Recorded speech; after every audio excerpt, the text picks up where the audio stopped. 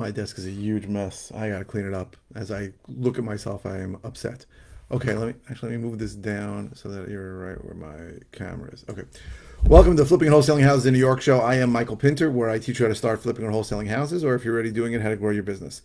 So I got a question. It's a topic I've covered before and that I feel very strongly about. I could probably talk for a half hour about it easily. But all the ways that having a real estate license is helpful to an investor.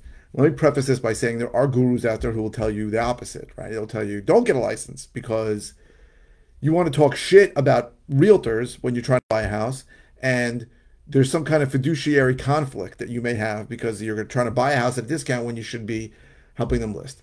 I call bullshit on all of that. Number one, it's important to understand that 9 out of 10 houses anywhere are going to get listed with an agent on the market on the MLS. The idea that I'm going to talk crap about it and somehow convince someone that wants to list and get full price that they shouldn't is ridiculous. Number one. Number two, I don't think there's any conflict whatsoever in listing or buying. I've almost never come across a seller, and I've talked to thousands of sellers who could, well, I don't know if I'm going to list or I don't know if I'm going to sell to an investor. Usually there's a specific reason why someone won't list, right? There usually falls in 4 categories. One is a time issue. They need to close really fast, or they just want to get into the contract and they need extra time because they don't know where they're going, or they're going someplace that may take longer, like they're building a house somewhere and the builder keeps jerking them around and asking for more time. So time issue. Second thing is condition issue. That's the most common one, right? The house is in bad, terrible condition. They can't list it, or they believe they can't list it because they believe that the buyer will ask them to make repairs, or it's just so deplorable that they are just embarrassed to have anybody see it. And sometimes people are going to list because they just don't want to hear anybody say the words, how does anybody live like this?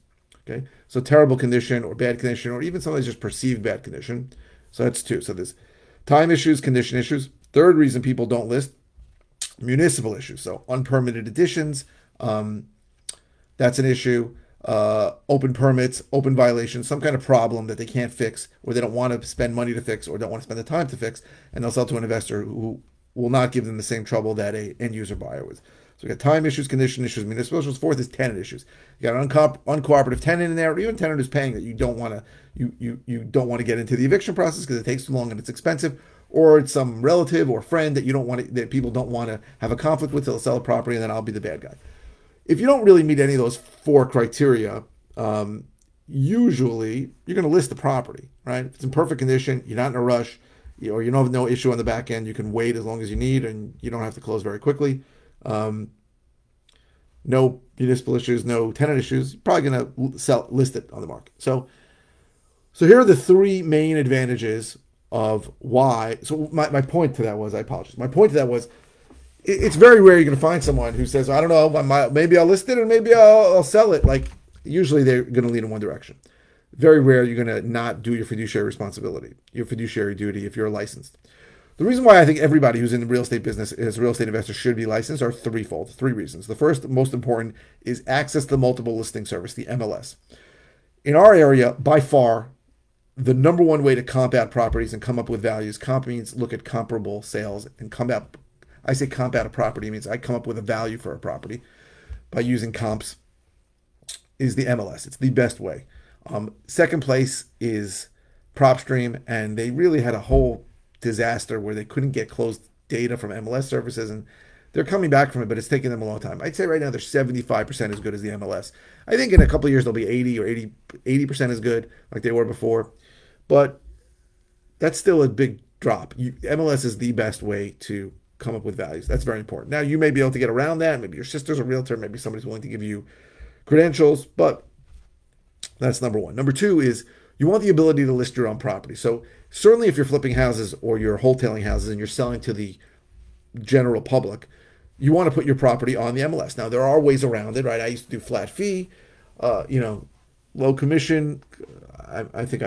There are other ways to do it, but you won't be in control of the listing, and you want the ability to be in control. You want to be able to change a price. You want to be able to change an open house. You want the ability to change the pictures if the pictures look like shit, or if a picture made it on there and it's horrible, or a picture of something you really didn't want everyone to see because you already fixed it, made it on there. You want to be able to fix those things instantly. You want control of the listing. Now, even if you're never going to close on a property and you're only wholesaling, you can absolutely 1,000% list a property on the MLS as a contract vendee. That means I'm in contract. I'm looking for an investor. It probably is the best way to build a buyer's list, to be honest with you. Now, you can't do that in every situation, right?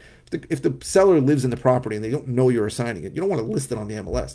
They're going to be very pissed at you when people start saying, hey, I heard this property is listed for sale. Not a good idea. But if the property's vacant, if you've spoken to the seller about it, if the seller lives in another state and is never going to see it, it's not a big deal.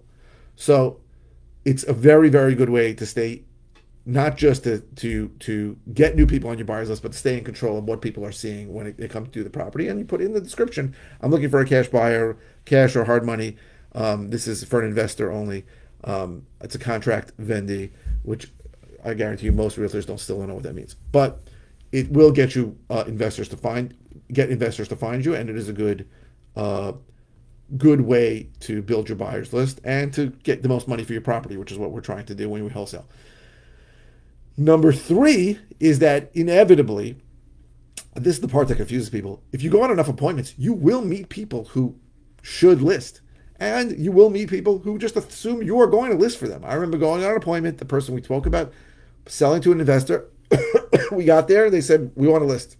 And I had a listing agreement and we signed it right away. Now, you may say, Jesus, I'm an investor. I don't want to be listing. Once you have that listing agreement, you can then take that to but almost any realtor and split the commission with them, right? 50% or something, or give it out and the referral fee, whatever the hell it is. Or you can run the listing yourself and make all the commission. Now, I just did a deal in Village of Flower Hill in Manhasset. It was a $2 million listing. That's a big ass commission by us. So there are people who are just going to want to list. And then there are hundreds of people you're going to come into and you're going to say, this house is really not in bad shape. You're better off listing. Now, people say, well, why would you tell the guy to list if you can buy? Now, I certainly make more money when I buy a property than when I list it, without a doubt. But if the house is in really good shape, it's foolish to think the seller's not going to figure out that he can list it. Everybody knows they can list it. So if the house really is in good shape and the guy doesn't have any of the issues we spoke about, you probably should tell him to list. And I've told a lot of people to list, and they may or may not list with you, right? I pitched them on why they might want to list with me. They may list with somebody else. But you want to do what's in the seller's best interest every time. So it's just, I look at it as free money. You spent money on marketing, usually time or money on marketing. You're meeting with the seller, you're spending time and money on that, whatever it is. If it's a listing, then take the listing yourself, right? I don't understand. I know there's a lot of people, they will, I'll never take a listing. We just refer it out and we make 25% commission. It is not hard to find a realtor who has no business going on, who wants to get paid by you. Now, I have a disposition manager. She's great. She runs my listings. I don't want to sit during open houses. I really don't. But if you have the time, it's a good way to learn the market in an area, figure out the buyers. It's something good to do. I firmly, strongly, absolutely believe that there is no conflict. People ask me what I do. I say I do 2 things. I buy houses that need work. I fix them up and I sell them. And I'm also a traditional realtor. And I have a very good pitch as to why they might want to list with me. I can share it with you on another video if you want. But the reality is that in any given market, 90% of the people are going to list. So it's foolish to say, I don't want to look at listings. I am going to filter those out by qualifying. It's nice to think that. But if you get to a place and the place looks great, and you say, yeah, I'm going to give you $150,000 less than this, you're probably not going to buy that property, right? Because at some point they're going to think maybe I should call a local realtor. Or my cousin told me he knows a realtor, right? And when that guy comes and says you can sell this house for $150,000 more with no problem in a month, he's never calling you back, right? He's just going to list it, right? So it's foolish not to be honest, and it's foolish not to do what's in the seller's best interest, right? We are not predators. We are people who solve sellers' problems. That's what we do. I solve sellers' problems.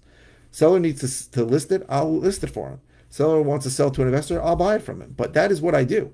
If it's foolish to think anything else, right? It's foolish to think people are not going to know a realtor out there. There's a million realtors out there. So those are the 3 main benefits: access to the MLS, ability to control your own listings, and taking actual listings for people that are going to list. And I think that those are very, very important. And I feel very strongly that everyone should be licensed. It's super easy to get licensed. It's not hard. It's not expensive. It costs $107 after you take a $99 45-hour course online, and you pay $8 for the test, and you get a book from the library to study for the test called Cram for the Exam. It's that simple. So I hope this was helpful. If you're interested, please If you're interested in all the ways that can help you, go to howtoflipnewyork.com or learntoflipandwholesale.com. If you are watching on YouTube, please subscribe. If you're watching any media channel, please click the thumbs up. And please keep the comments coming. I post 5 times a week. I almost never know what to say. This came as a question from who? Who? I don't know, but someone asked it. I'll thank him soon. But here's the situation. Please keep the comments coming. You can ask any question. It does not have to be about the video you're watching. If it's something simple, I'll just reply with an answer. If it's something that I've covered recently, I'll send you a link to a video. And if it's something brand new or something I haven't covered in a while, I will do a brand new video on it. Thank you very much for watching.